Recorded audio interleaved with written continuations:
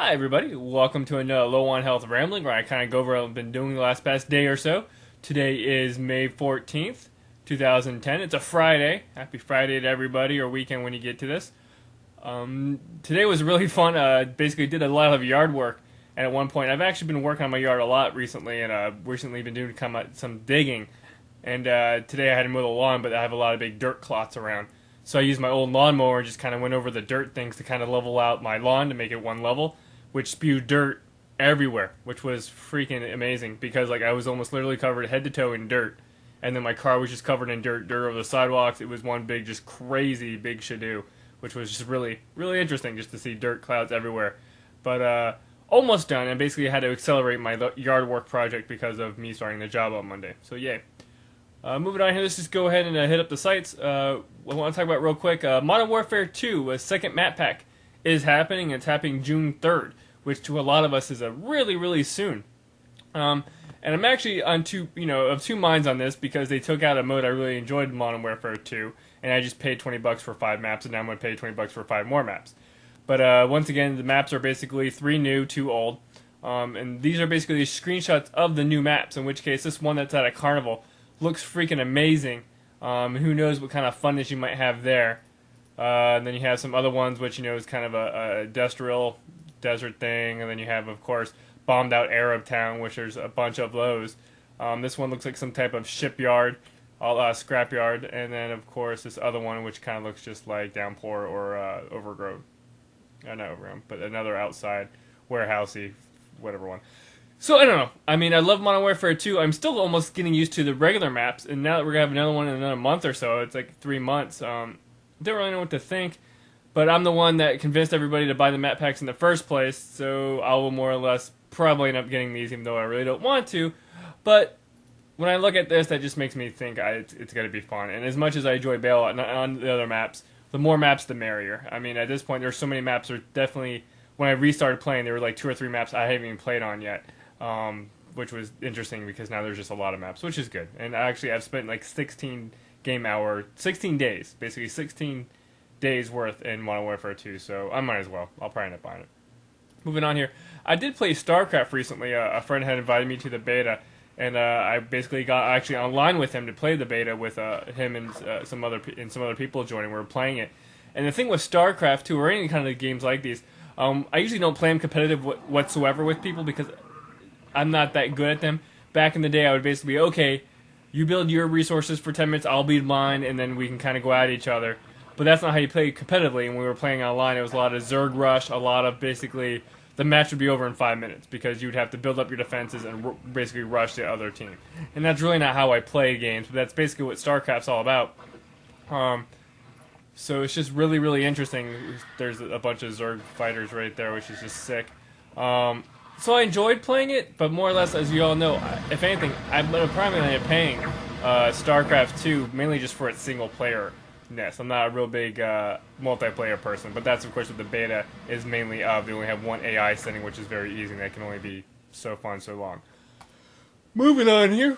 I thought Dual Analogs, which is a webcomic that I frequent, he's basically been doing a lot of talking about Final Fantasy 13, and he basically did this funny little write-up, basically, his recentest webcomic for Final Fantasy 13. Basically mentions how the people in Final Fantasy 13 are just constantly whining. They're constantly just wah, wah, wah, like they're the only people in the world that have problems. In which case, he writes this little note a la Breakfast Club about, and he actually has this music playing in the background of it. Basically saying, you know what, you guys are just a whiny bunch of people, and basically has it signed the Better Cast Club, a la Breakfast Club. So it's just real interesting that he even mentions that he hasn't beaten Final Fantasy 13, but he's definitely just finding the characters to be really, really whiny. And like the 12's cast isn't that much better, I mean, but they didn't whine as much. Another thing about 12 and 13 really aren't kind of even worth mentioning for Final Fantasies.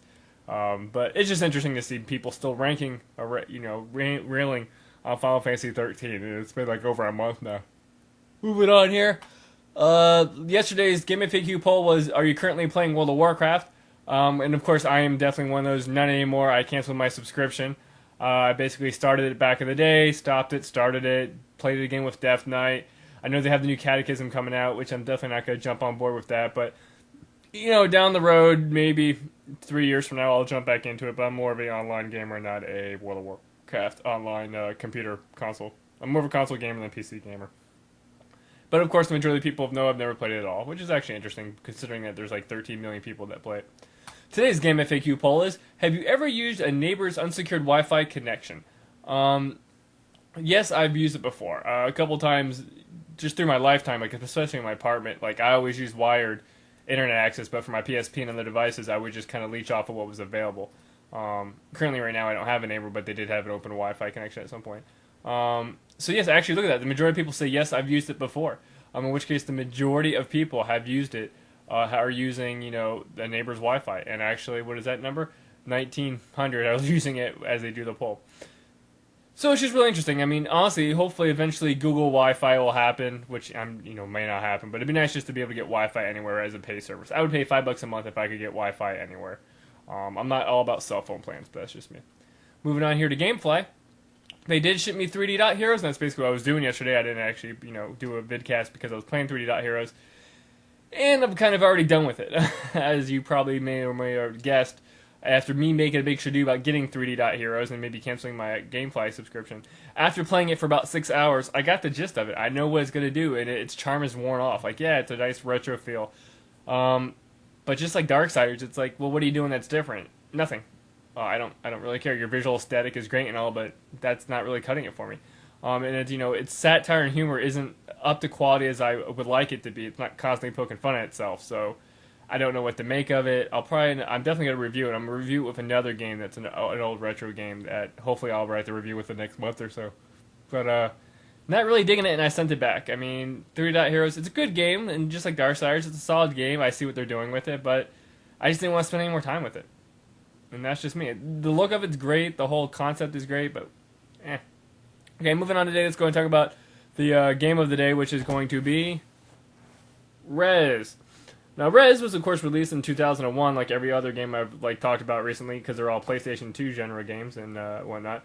But Rez is basically an online shooter that is uber stylized and mainly really focuses on the music element. Basically, every time you shoot down an enemy, every time you lock or fire, it creates a music beat. And then in the background, there's a constant song going on, and it's just awesome because the two interact. I loved playing this back in the day, and I really, really enjoyed it. I remember just playing it really late at night with the headphones on, 'cause that's how they recommend you play it with headphones on and whatnot. But this game was just really great as rail shooters go. I mean, it doesn't really have a plot, it doesn't really have anything deep, but it's just a great, solid, stylistic, visual experience. And they did re-release it for the Xbox Live Arcade, which I did pick up. And the cool thing about the Xbox Live Arcade version is it supports multiple vibration thing with multiple controllers, which is interesting, and it has 5-to-1 sound and HD graphics and the whole 9 yards.